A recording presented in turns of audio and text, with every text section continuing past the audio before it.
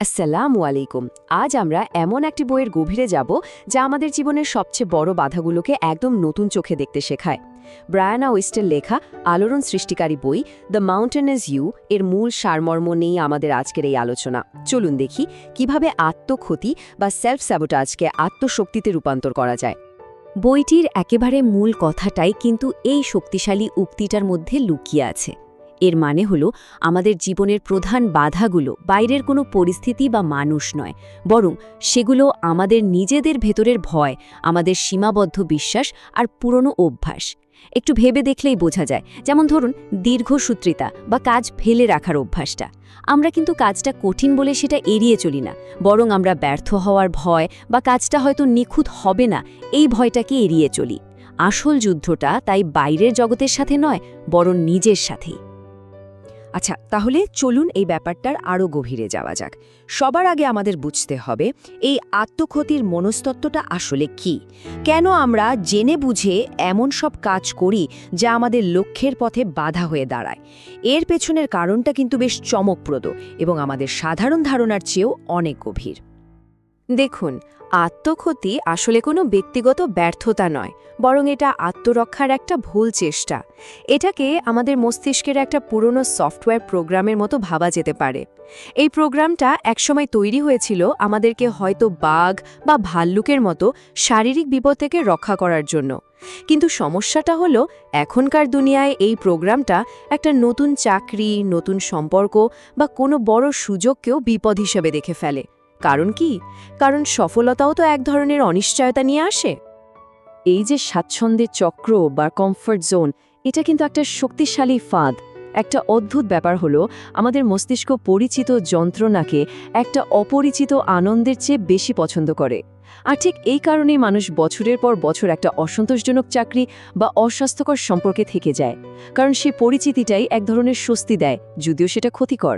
আর এই পরিচিত পরিবেশকে আঁকড়ে থাকার প্রবণতায় আমাদের লক্ষ্য থেকে পিছিয়ে রাখে। এখন এই স্লাইডের ধারণাটা কিন্তু অসাধারণ।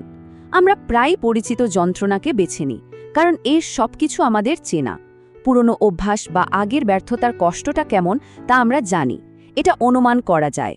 অন্যদিকে সফলতা মানে তো একটা সম্পূর্ণ নতুন জগৎ, নতুন চ্যালেঞ্জ, নতুন দায়িত্ব, এমনকি একটা নতুন পরিচয়ের চাপও চলে আসে। ব্যাপারটা অদ্ভুত শোনালেও এটাই সত্যি। আমরা সাফল্যের জন্য এত আকাঙ্ক্ষা করি, কিন্তু যখনই তা হাতের মুঠোয় আসার সম্ভাবনা তৈরি হয়, তখন এর সাথে আসা অজানার ভয়ে আমরা পিছিয়ে যাই।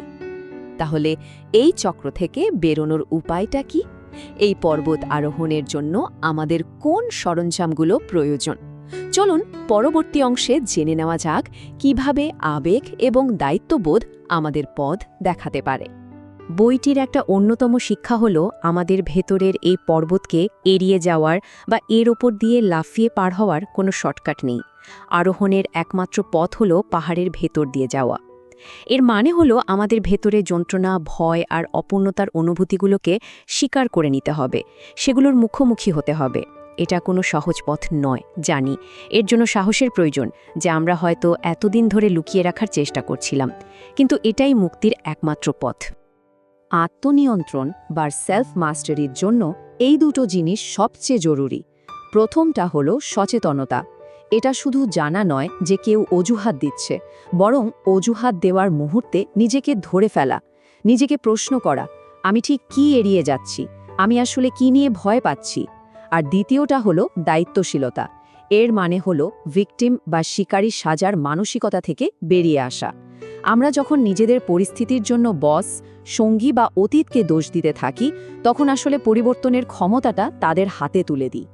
সম্পূর্ণ দায়িত্ব নেওয়া মানে হলো সেই ক্ষমতা নিজের হাতে ফিরিয়ে নেওয়া।